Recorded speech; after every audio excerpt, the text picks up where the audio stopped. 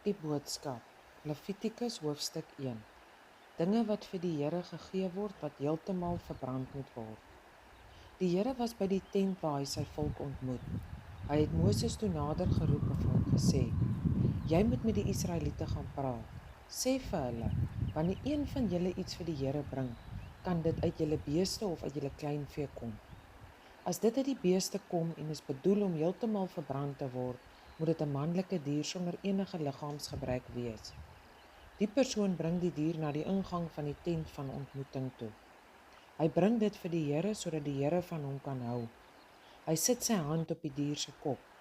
Daarmee wys hy dat dit sy geskenk vir God is wat vir hom vrede moet maak by God. Hy sny dan die bil keel af daar voor die Here. Die dienaars uit Aaron se familie vang die bil se bloed op en spat daarvan aan elke kant van die offerplek wat daar by die ingang van die tent staan. Die persoon slag die vel van die offerdier af en hy sny die dier in stukke op. Die dienaars uit Aaron se familie sorg dat daar 'n vuur op die altaar brand.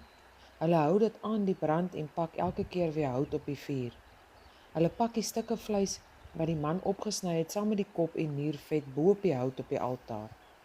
Die man was dan met water ook die binnegoed van die dier en sy pote af. Die dienaar vat dit alles en hy verbrand dit op die altaar. Dit word dan 'n brandoffer genoem. Alles van die dier word met vuur verbrand om die Here te plesier. As die dier wat hy vir die Here bring uit sy vee kom, moet dit 'n ram wees sonder foute. Dit kan uit die skape of die bokke kom. Dit moet heeltemal met vuur verbrand word.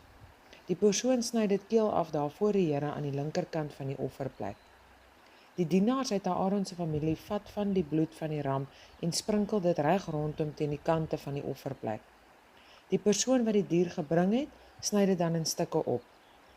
Die dienaar wat by die tent werk, pak die kop van die dier en sy niervet bo op die hout wat op die altaar brand. Die persoon was ook die dier se binnegoed en sy pote met water af. Die dienaars verbrand dit ook op die altaar. Dit bly alles op die altaar totdat dit klaar weggebrand het. Dit word 'n vuuroffer genoem. Die Here hou baie daarvan wanneer dit vir hom gebring word. As iemand vir die Here 'n voël bring om op die altaar te verbrand, kan dit 'n tortelduif of enige ander duif wees wat hy kom offer. Die dienaar wat by die tent werk, bring die voël na die offerplek toe. Hy draai die duif se nek om. Hy verbrand dit op die altaar. Hy druk die bloed van die duif teen die kant van die offerplek uit. Hy sny ook die krop en die ingewande van die duif uit. Hy gooi dit weg aan die regterkant van die offerplek waar die uitgebrande as en vet lê. Daarna skeer hy die voël aan sy vlerke oop sonder om dit heeltemal uitmekaar te skeer. Die persoon wat by die tent werk, verbrand dan die duif in die vuur op die altaar. Dit word ook beskou as 'n brandoffer, 'n vuuroffer waarvan die Here baie hou.